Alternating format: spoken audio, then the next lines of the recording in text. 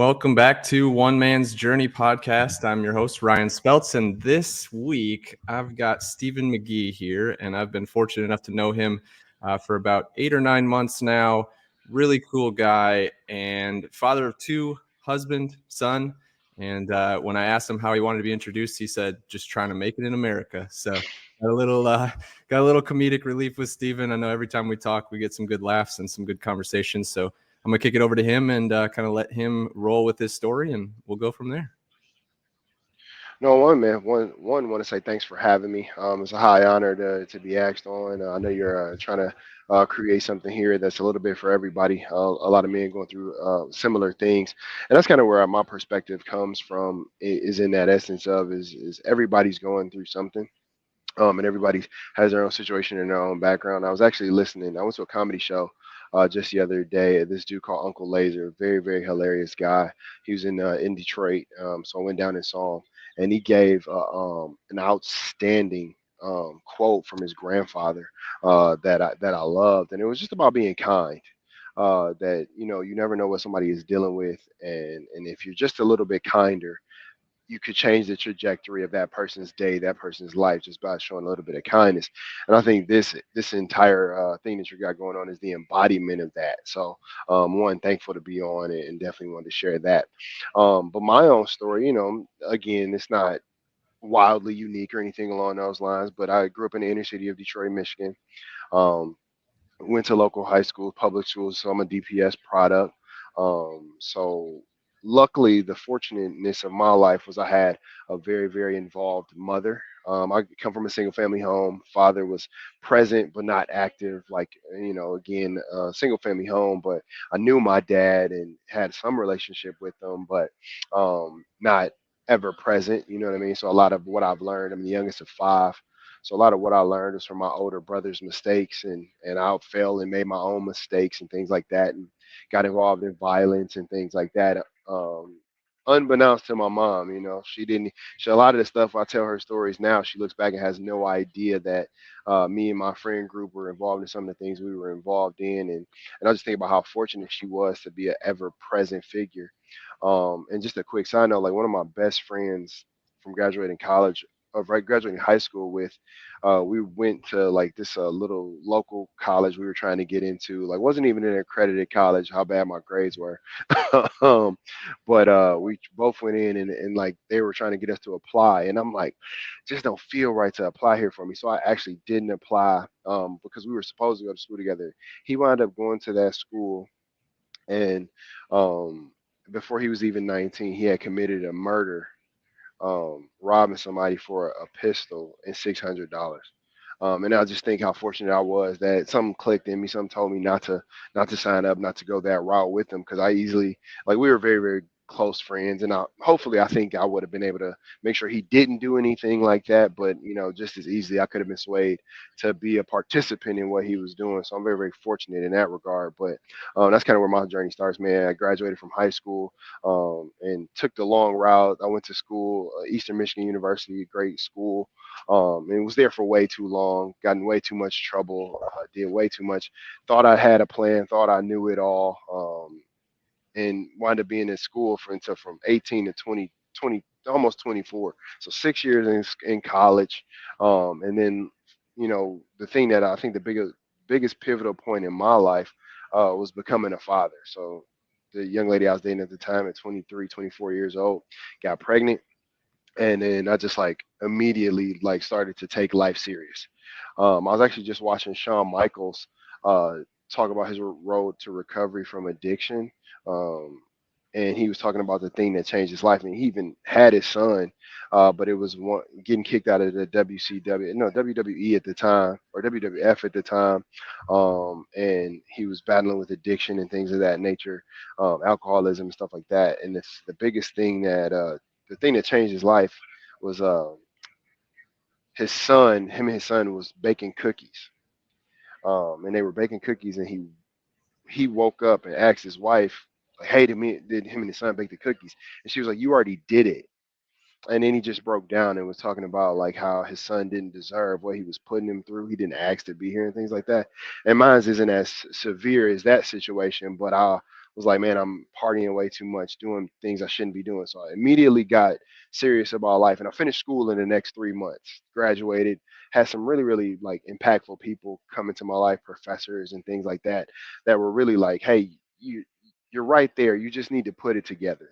You keep making the knucklehead mistakes. When are you going to realize that you just have to make a decision, and stick to the decision that you make to be a better person, be a consistent person, do the work. And again, I'm not gonna say it like I haven't faltered. That was 11 years ago. My daughter's 11 now. Um, but I haven't, I've faltered many times, stumbled many a times in between here and there. But I'm very thankful. I think that was the biggest pivotal moment, was becoming a father. That genuinely kind of changed everything for me.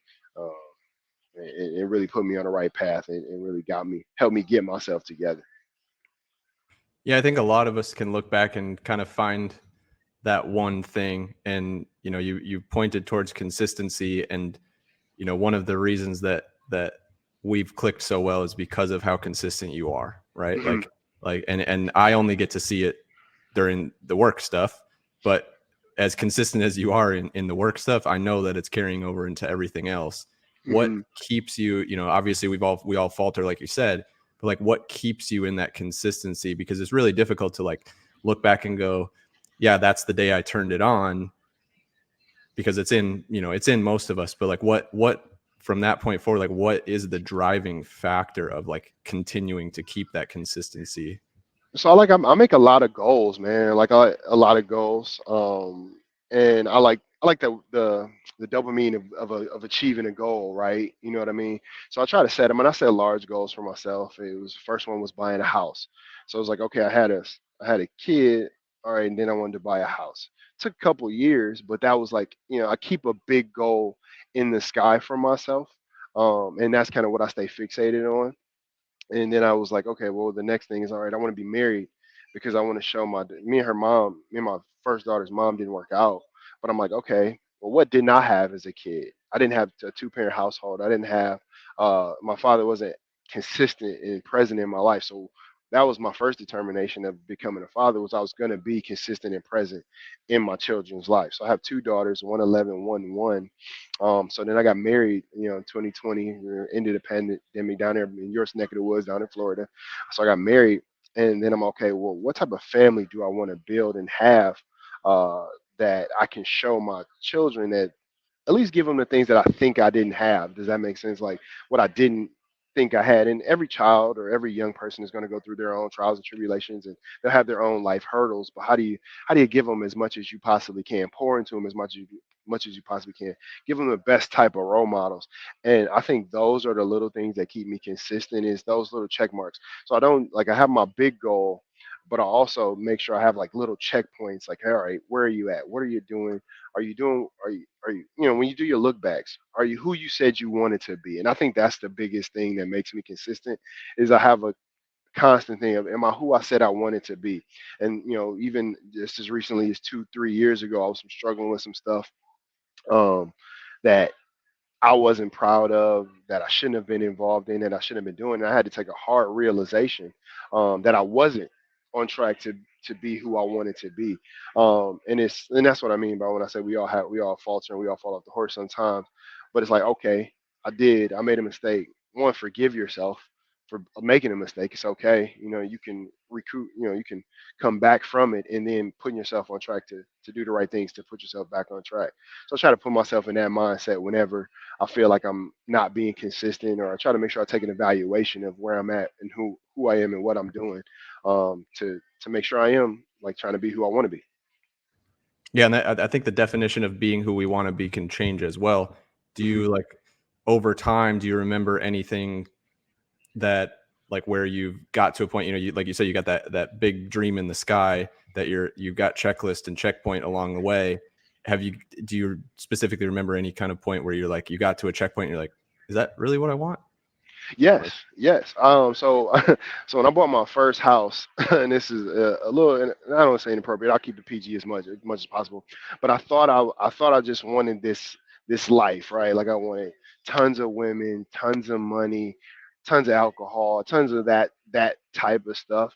And I'm tallying up like what or where I'm at and what I'm doing. And this is like 2000. This is September of 2018. Now you know exactly when this was. I had broke up with the girl I was dating, and I'm like, this is not working. Like I don't want to be with anybody seriously. I really want to have a lot of female attention. I think that's the cool thing to do at this point in stage. And then that December 27th, me and my wife, who I've known for a very, very long time, but we went out on our first like actual date. And we stayed up until about 1:30 in the morning. It was snowing here in Michigan. She wouldn't spend the night, so she drove home, and we stayed up for. We got together maybe like 3 in the afternoon until like 1 a.m. We just had conversation. And in that conversation was a realization of I want somebody to I want to have a family with somebody. That's where that came, that manifestation of I want to have a role model for my daughter. I want to show her that life. So my daughter was born in 2012, and I didn't have that realization of putting that stuff together until 6 years later, to be frank. Um, and that was a really really great day for me because we've known each other since we were 18, and we used to always joke we were going to date and we were going to marry each other and stuff like that. You know, like as a young kid's dream. But then the actualization of we fell into each other's lives at almost 30 years old, and it just happened to work out in a very very majestic way. I would say honestly. Yeah, and I think that's a fun part of life too. Is like it's okay that it takes that long, right? Yeah, Like I've gone through things, and I've talked a little bit about my story with you, and how for 9 years it was like, whatever happens happens, and like there was just no like take the reins, and when you finally get that and you start to recognize the reward of all of that, like how much of a driver can that be, right? Like where right. you're like, when you recognize that you can literally get anything you want, anything, like in whatever direction you want, right? Like, and you recognized it, that you could get whatever you wanted in one direction, and then you're like, man, I don't really want that, I'm gonna go get whatever I want in another direction. I think Yeah, that's fantastic that like you yeah. can have that realization, and then to be able to live it every day too. And like now you're looking back and you go, I got everything that I wanted in that Yeah, situation. Like, yeah, and then just recently is like the start of this school year. My older daughter, actually started to come live with me full time. So like, and it's like you say it out loud and you put the steps in and you try to put the dream together. But one of the biggest goals I wanted for was I moved out of the inner city. I moved to a better neighborhood, better school district, all of those the advantages that you want to give your kids, right? And then now it's like, okay, well now she's starting to take advantage of them because now she lives with me full time. Now now I see both of my kids every day. I drop them off at school. I come home to them. I pick them up from practice. I go to cheer, like you know what I'm saying. And I think like that manifestation of like you want, and it all started with, hey, I just want to be consistent and present, and it unfolded it into like genuinely I'm there every single day, and which is next level. And that's not to say anything against her mom. She has a wonderful mom, who just made a decision like, hey, I think she'd be better off, better suited in this situation in this time at our lives. So it was a outstanding feeling all around. that's great that she was able to have a mature realization like that. I know a lot of families don't have it that way, right? Like took that's, you know took some time. Took some Hey, time. like we just said, like it takes some time, but as long as it happens, right? And you're Right. progressing in the right direction. There was a Bruce Lee quote that I saw, and I'm gonna misquote it, but I'm gonna paraphrase as best as I can. It was something along the lines of, instead of giving your kids all of the stuff you never had, teach them all of the things that you never knew. Yeah. And when you were talking about pouring in, I think that quote just hit it on the head, like with what you were saying. And I think that, and I literally just saw it, 5 minutes, of course, before we come on here. It's crazy how that stuff Yeah. always happens, but that's the universe telling us we were supposed to have those conversations. But Yeah. no, I mean, I like, that's fantastic. So what, the consistency piece we can also get caught up in, right? Like we can put our heads down and go into low gear. Like what's next, what's coming next? Like what are you shooting for right now? And what's driving that? So right now, man, it's just as I'm sure you're aware, it's been a hard market, hard business market and stuff like that. So just developing consistency and financial literacy, I guess I would say, to that degree. Like, what I'm saying, I made some really great decisions, made some poor decisions. So now, like, how do I lead my family, right? Like, that's kind of where my journey's kind of going for myself. Is like, all right, I want to lead my family in a way that not just myself, my friends, my extended family can also learn from, and kind of continue to grow. How do we divert? What is the word I'm looking for? Um, Diversify. Probably. Diversify. Thank There you. you go. Diversify our forms of income. You know what I mean? And how can I not be dependent on one way, or dependent on a career or a job or something like that? I want to be able to, hey, if we want to pick up and move to, down there with you guys, that's something that we can make a decision and pivot to quickly. So that freedom is something that I'm looking for, and how to lead my family in that direction. And then just my journey with Christ is just want to be closer with Christ, and lead my family in that way, and kind of develop that. So it's not even necessarily like a big. Of course, my big like future goal is like I want to own an apartment building and stuff like that. That's kind of the big goal that I'm working towards, and that'll be a couple of years in the making. But right now, like my intermediate stuff is just consistently, going to church every single Sunday, tithing like I should, you know what I mean, like stuff like that. And then being a husband, and making sure my wife feels led, or my family feels led, and leading at a high clip, is kind of something that I'm trying to put a higher focus on. And that's kind of like what's driving me right now. Yeah. What I know you're a big faith-based person, and going to church is obviously a lot of what a lot of people do is they go to church and they think they get to be faithful. I know that that's not you from just speaking with you multiple Yeah. times. What other and for lack of a better term, but what other strategies do you have to stay connected to your faith, or stay involved with your faith besides just showing up on Sunday? No, that's a good one, man. So I've actually like I don't even know. It's like a guy on Instagram, but he takes questions, and he biblically responds, and like breaks down scripture and stuff like that. And that's something I've been leaning in more into, is like, praying more, like is like, so increasing my prayer life. Let me say it like that. That's the big focus of mine, is just increasing my prayer life, praying consistently with my family, over my family, for my family. So not just going to church, but also being active in the community, like, because my church has a lot of community involvement, a lot of like stuff that you can do to be impactful. So that's something I'm putting like a huge focus on, is one, improving my prayer life and being consistent in my prayer life. Because I have a thing, every year I try to start reading a book, and I get through about 3 to 4 months of the year, and I'll finish, like, I try to get through one book a year. So all right, now I want to read X amount of scriptures a day, and that's like to build that consistency, and then pray for X amount of time.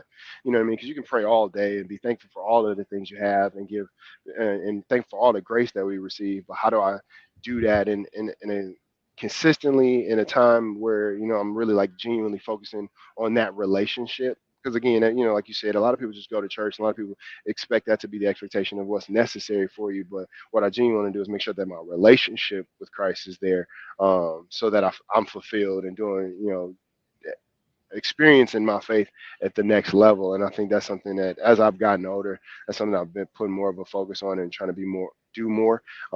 And then I'm trying to get like you, man. Like you said, I want to catch a workout before before I start doing work. That's the other thing. Yeah, I'm sure that's a little bit more difficult with the kids, but Man. that's the cool thing with that I've experienced anyway, is being able to put whatever I want in here, right? Like, Mm-hmm. so, you're talking about reading scriptures and stuff. Like, I've got on my YouTube music list, it like scrolls through, and I'll catch a psalm explanation, or a sermon that comes in there. Or what I'm starting to realize is how faithful the majority of the positive things that we listen to are, Yeah. right? Whether they explicitly say God or Allah or whoever you pray to, it doesn't have to even be explicitly said in there, because, and one of the biggest realizations that I've had recently is like, if God is the creator and God is in all of us, we all are the creator. Yeah. And so like like you said in the beginning, how do we create kindness? Like, it can be as small as that, right? Like saying that one thing every day, and that like that's your faith. That's part of your faith journey too.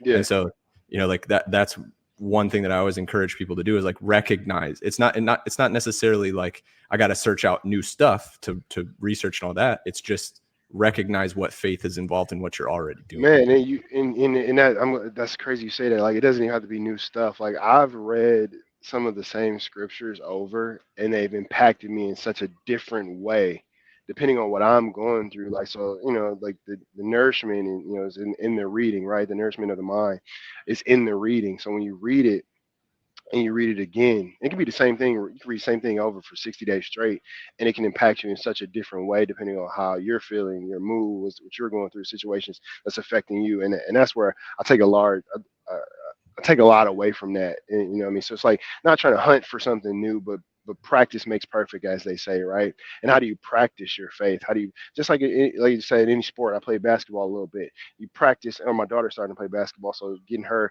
into it a little bit more. Like you have to practice this stuff. You don't just walk out and be great at it. You have to practice at it, and that's something like I'm trying to put a focus on is practicing those things and putting those into practice. And like you said, with the creating kindness and things like that, like how do I walk out every day and be kind?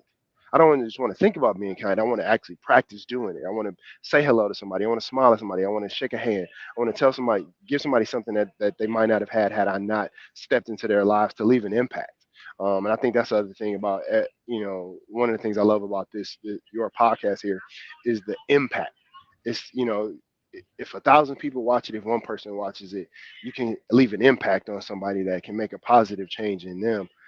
That's the practice of doing it. You know what I mean? And I'm thoroughly intrigued by that thought process.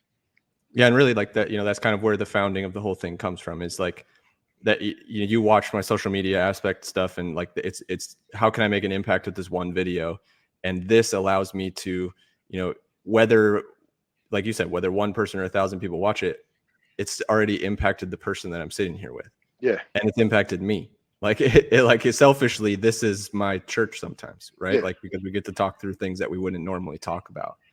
On a daily basis, like obviously we go through the ebbs and flows, and we're in an industry that can really, really suck some days. Like how do you, like, and sometimes it lasts longer than a day.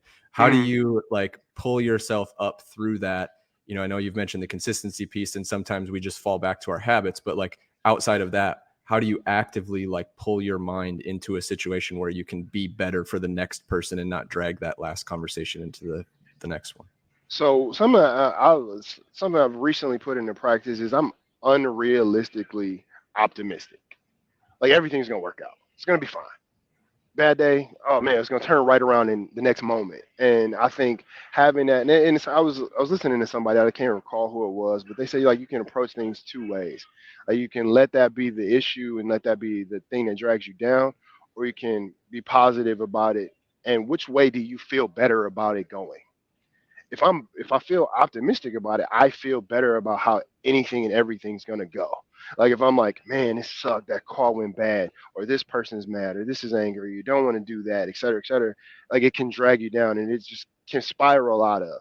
But if you just positive outtake on it is, hey, it's gonna work out. Hey, they might be upset right now, but we'll have a conversation and we'll move past it. Hey, I'll explain myself in a manner that I can best I can, tell them what happened, how to fix it, and move forward with it, and then it's gonna work out. Hey, if we end a relationship or don't end a relationship, or we continue a business relationship, or hey, completely understand. And another thing I try to do is I try to be realistic in every moment, right? Everybody has, like we said in the beginning, everybody has something that they're dealing with. So it, it's thoughtless of me to think that, oh, what I'm telling you about or what I'm dealing with is the biggest problem on your desk. When I take that step back and realize that the biggest CEO has issues and the person that's walking home from school has issues, doesn't mean that my issues might be way more financially risky, or those issues might be very emotionally stressful on that young person, but they're the one doesn't outweigh the other. You know what I mean? And I think with that thought process, it allows me to like, hey, take a step back. And then I was going through some hard stuff, and there was a guy who sat next to me. He gave me some advice. He said, hey, you wear whatever, and then this was a very struggling point in my marriage and stuff like that. But he said, you wear whatever you're going through right on your sleeve, and it affects the entire team when you talk to them. He's like, that's not good if you're going to lead a team. And that was just genuine feedback. And I could have took that and been like, oh no, he's wrong. Shut up. I'm the boss. You listen to what I say. Or I could have took that and been like, hey, I need to, no matter what I'm going through, I need to present myself with, hey, this person doesn't deserve whatever anger or situations that I have at home or wherever I'm at. They don't deserve that. And I try to approach everything that. And that's the same way with dealing with multiple business individuals. Hey, what I'm going through with what I just dealt with has nothing to do with this person who's trying to do something magnificent for a borrower or on their next transaction or whatever be the case. That's how I try to approach it. And that's in dealing with everyday people as well. So if I'm walking into the bank talking to the bank teller, she might have just had the most horrific customer ever, rip her up to shreds because she made a mistake or something along those lines. But if I can give her a little bit of kindness, hey, hope you have a great day. Thanks so much for your patience, et cetera, et cetera. And and vice versa, pack my patience because I don't know what she might have just dealt with. Hey, they might not have called me right up to the counter. They might not have they might have needed a second to decompress themselves to give me the best customer service that I need in this situation. And that's how I try to think about it. Yeah, that's you definitely are coming from the heart with a lot of those statements, and probably almost all of those statements I would say. But like that's the biggest thing is coming from the heart, right? Like how if you're operating from the heart instead of your head, you can't go wrong. Yep. Like if you just can't because you don't have your brain is what twists it, right? Like if you're speaking, if it comes from here and goes straight to here and out, it's great. If it's just coming from here, it's probably garbled mess and nobody's going to understand what you want anyway. So as long as you Man, can man, maintain that. and when you say that, like how many times in anybody's life have we played out a conversation in our heads that it's, oh man, they're gonna say this and it's gonna go bad and it's gonna get worse. It's gonna get worse. It's gonna get worse. And then if you just genuinely take a step back, take a deep breath, have the conversation, it completely goes a different way than what you have imagined in your mind it's gonna go. And I've had some very, very good experiences with that recently where it's like, hey, oh man, this is gonna spiral out of control. They're never gonna send another loan. They're gonna be so upset. They lost this, they did that, this happened. And then I had a conversation with them and they're like, no, I completely accept that answer. That's perfectly fine. Thank you for letting me know. Thank you for being transparent with me. And it's like, man, I just told them what was actually happened, and I told them like, hey, that's the best I could do. This is what I can or I cannot do, and I hope they understand. And it's went so well. It's ironic that you, like you said, if you just speak from the heart, speak your truth. And one of the other things that I've said I've been like standing on recently is the truth. You can never forget the truth. You never forget what actually happened. So if you always tell the truth, and if you always say what actually happened, be it good, be it bad, whatever, but you'll never forget that. There's no getting, oh, this came back around and now I gotta fix it or I gotta remember. Nope. Hey, the truth is always gonna be the truth. Just stand on that. Yeah, and the first part where you're talking about the question, or like we're preparing for a phone call. What's Hmm. funny is the person on the other side is doing the exact same thing. Right. And so like we're both created these conversations about how something's going to happen and how we're going to talk about it. And oh, he's going to tell me we could never do this or never do that. And then it flips and neither of you have the conversation you're fully expecting on having. And it's like, it's so funny that you say that because it's so true. And we look at it as a business sense, but we can apply that even to our current lives, right? Like we set people fall into patterns and we expect them to follow those patterns every time. And when they don't follow it, there's two responses. One of them is we're very happily surprised, and the other one is like we get angry because they didn't follow the path that we expected them to. Right. And those are the two ways. And really, if you take a step back and you can choose it, like you said, like which way do you want it to go? Like what how do you want your life to be? Do you want it to be overly optimistic and expect the best, and when it doesn't happen, it's okay, and you move on and still expect the best of the next one? Or do you want your life to be shit and you just dwell on everything that's bad and nothing ever gets better? Who want, like, even just when you say it, who wants to be like that? Like, you know what I mean? Like, and I have some people around me, not necessarily some people around me who are constantly, everything's doom and gloom, everything's negative. It's always about how this is so awful. And it's like, man, how do you, like, you gotta sleep terribly like that? Like, man, like, how do you wake up and be energized to do anything if that is every piece of outlook? You know what I mean? And my favorite part is when because I've taken the approach now of like I choose the hard life that I want to live, right? Like Yep. I go to the gym every single day. I choose that. I take ice baths as often as I can. I choose that. I take cold showers. I choose that. Like I'm choosing, like I'm actively choosing to challenge myself in certain directions. So when my life becomes hard and I don't choose it, I go, is that something I really want in my life? And so when you're saying, you've got those people around you, I'm flat out just challenging those people and their thought Yeah. processes Hmm. because I know that I'm set. Like I've solidified my thought processes enough and I'm calloused enough to go, is that the truth? Is that really what you think? Yeah. Or Well, if you want to take that softer route, you go, is that coming from your heart? yeah. And see how they respond. It drives them nuts because they Yeah. know that it's not. And one of my and that you say that, I love that you say you choose the things that you are hard about. One of my favorite quotes is, "Marriage is hard, being single is hard. Choose your heart. Being rich is hard, being poor is hard. Choose your heart. Like, choose your heart." And a lot of, sometimes, and nothing in life worth having is easy, right? You know what I mean? So most of the things that you're going to go through are going to have some pushback, some difficulty, some ebbs and flows, some work that you have to do through it. And I genuinely feel like I'm gonna choose, like you said, the hearts that I want. I want to be happily married and 50 plus with somebody that we've built a great life together. So I'm gonna choose that hard more times than not. I'm working on choosing the gym hard, but I'm not. I haven't got good at that, choosing that hard yet. But that's on the list. It all starts with one. I know you've got the determination, man. And one of the strategies I've seen in the past, like literally just get up and do a push-up. Hmm. You can make yourself do a push-up, right? Like anybody can do one. And my wife and I have established this kind of mindset quite a bit over the course of the last 3 years with their health issues and all that stuff. Like, can you do one? Okay, do one. Can you do another one? Okay, do another one. And you just keep going and do that next one, because everybody can do one, right? Like, Yeah. that's like why 75 hard is 75 days, because everybody can do 30. Like if you put your mind to something, you can do it for 30 days. You can close Yeah. your eyes and wake up 30 days later and you did it every single day. Hmm. But that 75 days really starts to push, like where you're actively choosing to do it. And it gets you past, the 21 days that can be a habit, or the 66 days or whatever it is. It just gets you into that. And then it's easy to continue. Like, where I say I choose my heart right now, it's easy. And it's easy for you to choose to take your daughters to work. And it's easy for you to choose to pick them up after school and after practice. It's easy for you to choose that because you know that you like the result of that. It Hmm. was probably hard up front when you had to change your lifestyle and like, no, I got to take out this extra hour out of my day, get up an extra hour earlier and take them to school. But Hmm. now it's easy because you choose to do that every single day. Like I'll choose it all day. That's where I'm at. Like anything I want, I'm going to choose to do that. And if I don't want it, I'll probably choose not to do it. Like you're not avoiding comfort. You're just choosing what you actually want. And I love it. Like Yeah. you've shown through in this podcast, you're everything that like I was thinking was coming from this one. And I'm super happy to have you on, man. I appreciate you spending the time. I know it gets busy over there in that big place and people running around and stuff, and just setting yourself out for about 45 minutes for us was great. So I appreciate you, and hope you have a great Thanksgiving week, and appreciate all of you, and we'll see you on the next one. Thanks for having me, man. I appreciate you.